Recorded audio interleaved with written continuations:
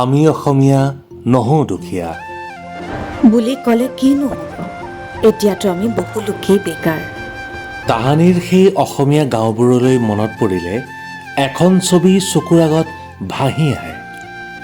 গাঁওবোৰৰ চহকী ঘৰখনেই হওক বা দৰিদ্ৰ ঘৰখনেই হওক, চিন্তা মাথো এটাই, ঘৰত শাকত দিবলৈ লোণকণ থাকিলেই হ'ল। কাৰণ বাকী বস্তুবোৰতো ঘৰত থাকেই। আজি কিন্তু তেনেকুৱা ঘৰবোৰ গাঁৱৰ পৰা নোহোৱা হ'ল। তাহানিৰ গাঁৱৰ ককা আইতাৰ ঘৰবোৰলৈ মনত পেলাওকচোন। বাঁহৰ বেৰৰ জলঙাৰে পোহৰ সৰকি আহে।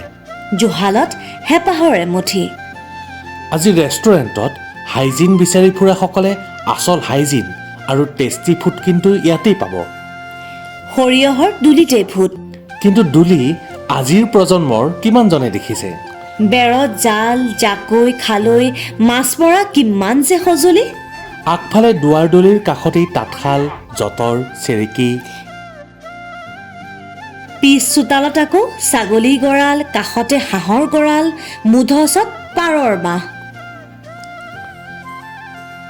এই নিৰ্জীৱ বস্তুবোৰেই হয়তো আমাৰ বহুতৰ স্মৃতি জীৱন্ত কৰি তুলিছে। এতিয়া হয়তো আপোনালোকে ভাবিছে এইখন এখন কোনো দৰিদ্ৰ লোকৰ ঘৰ। নহয়, এইখন এখন স্বাৱলম্বী লোকৰ ঘৰ। বেজবৰুৱাদেৱে কোৱাৰ দৰে আমি অসমীয়া নহওঁ দুখীয়া বুলি বুকুত হাত থৈ ক'ব পৰা এটা অসমীয়া পৰিয়ালৰ ঘৰ।